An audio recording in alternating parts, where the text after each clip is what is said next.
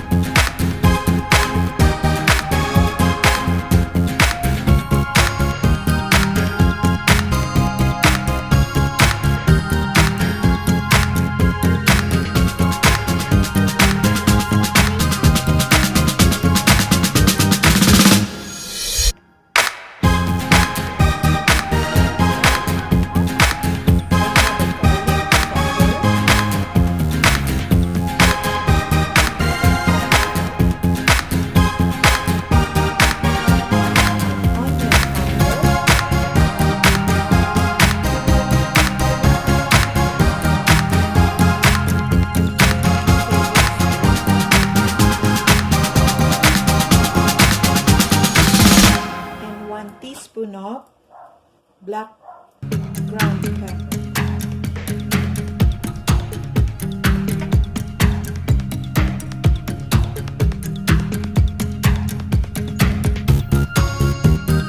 We're going to add knorr seasoning. 2 teaspoons of knorr seasoning.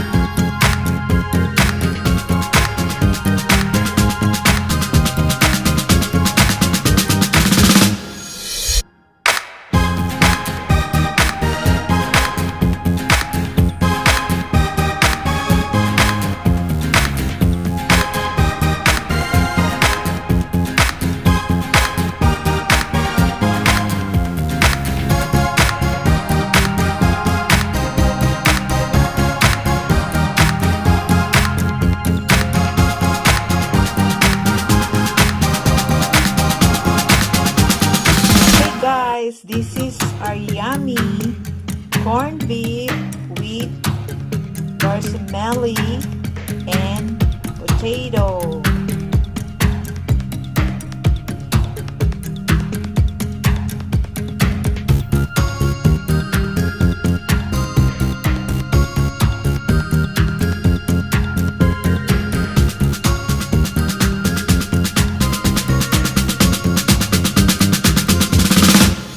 Corned beef with potato and sotanghon.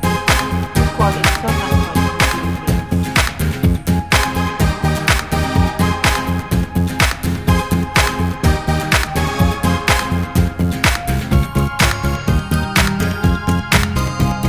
Okay guys, enjoy. I hope you like it.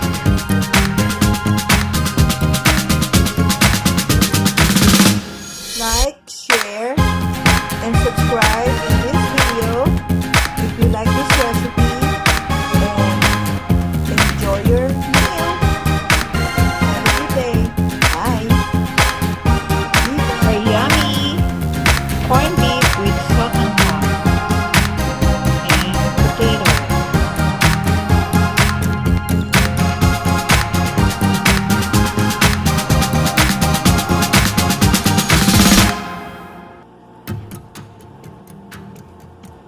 Simple and easy to cook, and I'm sure your family gonna love it.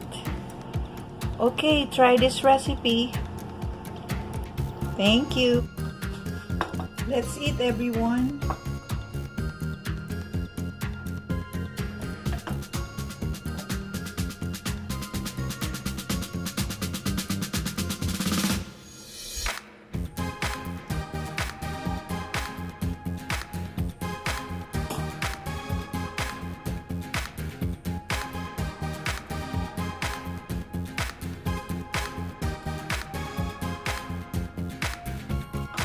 Yummy!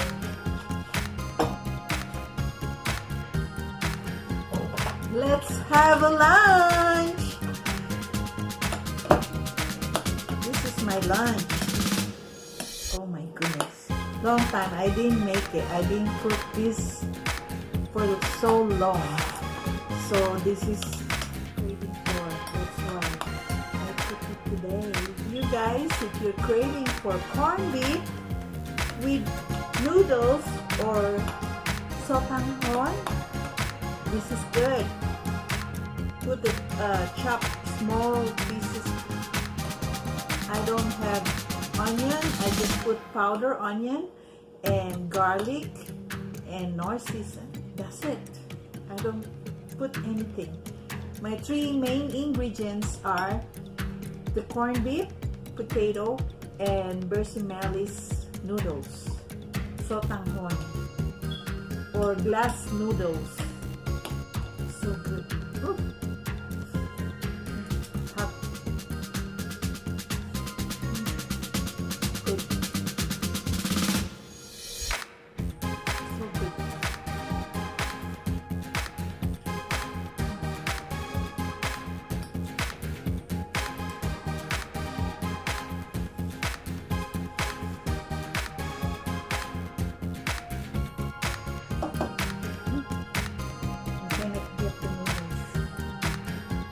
This is so good.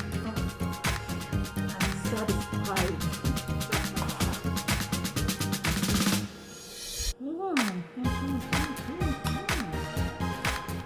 Okay guys.